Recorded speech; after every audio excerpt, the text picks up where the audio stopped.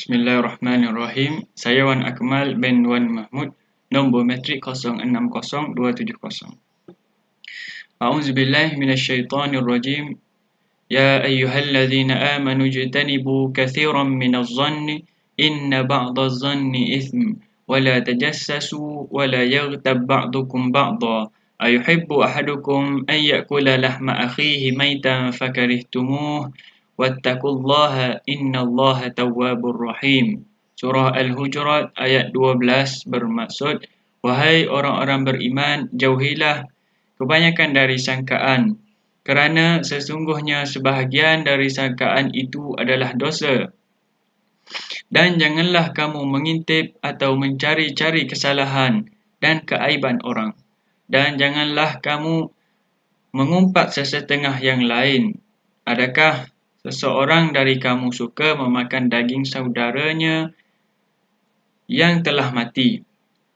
Maka sudahlah tentu ianya jijik. Dan bertakwalah kamu kepada Allah. Sesungguhnya Allah penerima taubat lagi maha mengasihani.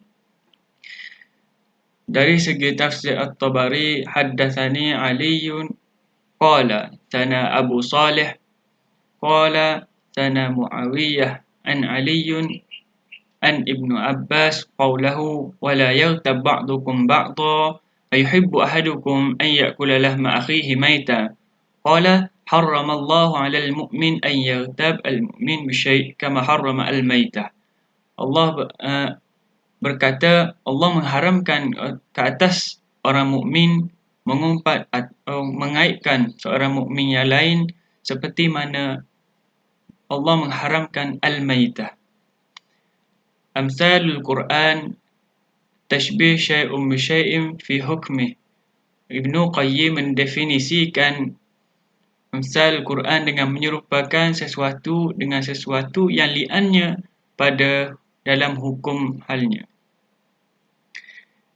Fawaidul amsal wa yadribul mathalu litanfir haitsu yakuna al-mathal bihi mimma takrahu an-nufus ka qawli ta'ala fi an-nahyi al-ghibah. Perumpamaan itu bertujuan untuk perkara yang tidak elok, yang mana ianya tidak disukai oleh jiwa, seperti mana ayat tentang tegahan dari mengumpat ini. Assalamualaikum warahmatullahi wabarakatuh. Assalamualaikum warahmatullahi wabarakatuh. Saya Muhammad Nur Aiman bin Nur Hisham akan menerangkan tentang surah Al-Buruj ayat 1 hingga 4. A'udzubillahi minasyaitonirrajim. Was-samaa'i dzatil buruj wal yawmil maw'ud wa syahidun wa mashhud qutila ashabul ukhdud. Dalam ayat ini terdapat lafaz sumpah, iaitu waw. Manakala muqsam bih ialah as-sama', al-yawm dan syahidin. Bagi jawabul qasam bagi ayat ini adalah ayat keempat. Qutila ashabul ukhdud, binasalah orang yang buat parit. Bagi jawabul qasam, jika ia adalah fi'il madhi, maka kita wajib meletakkan perkataan lam dan qad. Dan perkataan ini tidak boleh dipisahkan, melainkan pada ayat yang panjang. Akan tetapi ayat ini kita boleh andaikan saja perkataan laqad berada sebelum qutila ashabul ukhdud. Sekian, itu saja daripada saya. Assalamualaikum warahmatullahi wabarakatuh. Bismillahirrahmanirrahim. Assalamualaikum warahmatullahi wabarakatuh. Ismi Muhammad Aiman bin Manasri, nombor metrik 059959. Hari ini saya akan bentangkan surah As-Saba ayat ketiga. A'udzubillahi minasyaitonirrajim. Wa qala alladhina kafaru la ta'tina as-sa'ah Qul bala wa rabbi latatiyannakum alimul ghaib la ya'zubu anhu misqala zarratin fis samawati wala fil ardh wala asgharu min zalika wala akbaru illa fi kitabim mubin. Shadaqallahu al-azim. Yang pertama, saya akan menerangkan kisah daripada surah As-Sabah. Surah As-Sabah mempunyai 54 ayat dan surah As-Saba turun termasuk dalam golongan-golongan surah Makiyah, dan surah As-Saba juga diturunkan selepas surah Al-Luqman. Yang kedua, sami'tu suratus Saba li'annahu tahtawi ala qissatu ahli Saba. Dinamakan surah Saba kerana terdapat kisah mengenai tentang kaum Saba. Dan Saba adalah satu kabilah daripada kabilah-kabilah Arab yang tinggal di Yaman sekarang ini. Dan mereka mendirikan kerajaan yang terkenal dengan nama kerajaan Sabayyah, ibu kota Morib. Dan mereka juga telah dapat membangunkan satu bendungan sehingga negeri mereka subur dan makmur. Yang kedua, surah As-Saba ayat ketiga merupakan ayat qasam. Apakah itu qasam? Qasam adalah suatu perkataan dari segi jamak yang bermakna al-halaf wa yaman. Apakah itu halaf wa yaman? Ya, ini sumpah. Selain itu, al-muqsam bihi fi al-Quran. Apakah itu muqsam bihi fi al-Quran? Yang bermaksud Allah boleh bersumpah dengan zatnya yang kudus, sifat-sifatnya atau dengan ayat-ayatnya, dan sumpahnya dengan sebahagian makhluk menunjukkan bahawa makhluk itu termasuk salah satu ayatnya yang besar. Tafsir yang saya dapat daripada surah As-Saba ayat yang ketiga ini iaitu tafsir daripada tafsir Muyassar, dan di dalam kitab tersebut mengatakan wa yaqulu kafil lazi yang karuna qiyamah la ya'ti yaumul qiyamah ilaina qul ya rasulullah laisa fi sabilillah rabbi bal sayyati bi ta'kid. Orang kafir ni mereka berkata mereka mengingkari kebangkitan tersebut. Mereka berkata kiamat tidak akan datang kepada kami.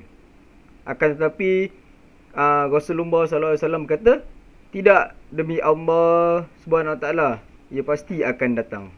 Innahu faqad innama yaqudu wuji'atu ma'rufa faqad min qablu ilaihi al-ghaibu alim haitsu la tawjidu nimlatu wahida fis sama wal ardh mahjubati lahu fala syai'un akbar aw aku min zalik illa iza kana maktuban bisyakal wadihan kitabul walhu mahfuz.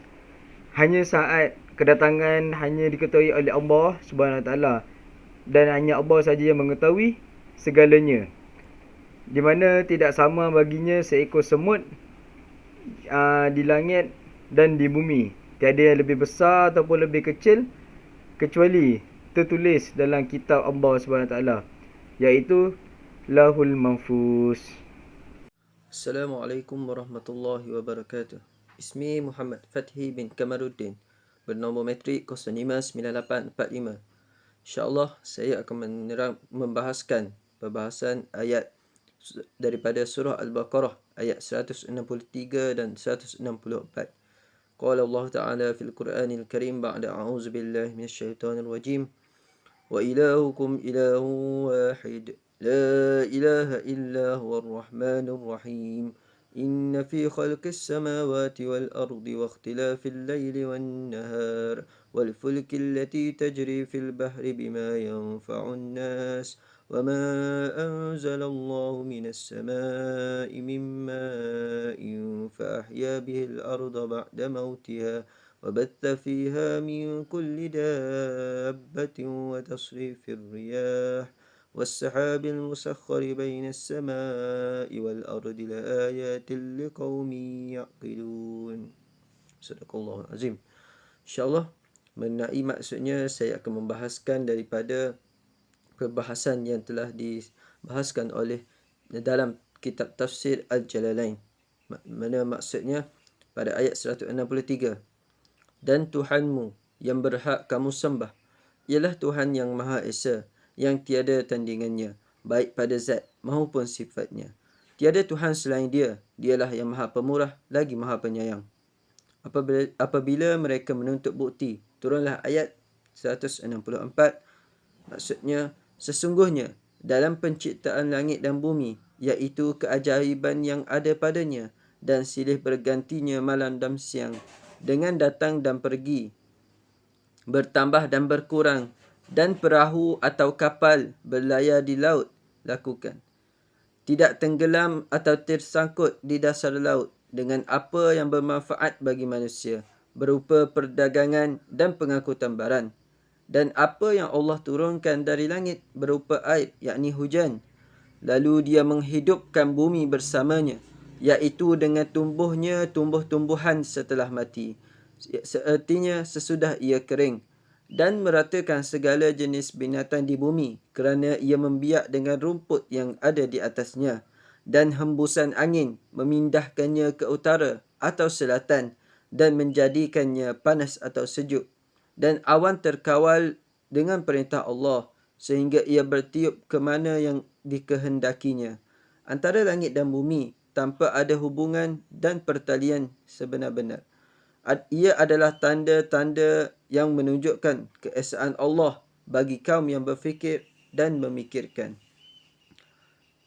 Alhamdulillah, mengenai perbahasan pada ayat ini ialah ia membahaskan jadalul Quran. Ta'rif bagi jadal ialah wal jadal wal jidal al-mufawidatu ala sabilil manazi'ati wal maghalibati li ilzamil khasmi. Jadal dan jidal, yakni berdebat atau bertukar fikiran dengan cara berlumba untuk mengalahkan lawan. Dan mengenai ayat ini, perkhususannya adalah pada anwa'u min manaziratil Quran wa adallatihi. Ma yazkuruhu ta'ala min al-ayatil kauniyah al-makrunati bin nawzi والتدبر للاستدلال على أصول العقائد كتوحيد سبحانه في ألوهية والإيمان بالملائكة وكتبه ورسله واليوم الآخر. Maksudnya, dalam Al-Quran banyak ungkapan yang mengenai ayat-ayat kauniyah yang disertai dengan perintah melakukan perenungan dan pemikiran untuk dijadikan dalil bagi penetapan dasar-dasar akidah, seperti mana ketauhidan Allah sebagai zat yang disembah dan keimanan kepada malaikat-malaikat, kitab-kitab, rasul-rasul dan juga hari kemudian, insya-Allah. Sekian saja daripada saya mengenai perbahasan ayat surah Al-Baqarah ayat 163 dan 164. Insya-Allah kita beralih kepada sahabat saya yang lain. Bismillahirrahmanirrahim. Assalamualaikum warahmatullahi wabarakatuh. Ismi Qaid Ahzab bin Faizul Halil, nombor matriks 059948. InsyaAllah pada hari ini saya akan membentangkan surah Al-Fatir ayat yang ke-24 yang berbunyi A'udzu billahi minasyaitonir rajim. Inna arsalnaka bil haqqi basyiran wa nadhira wa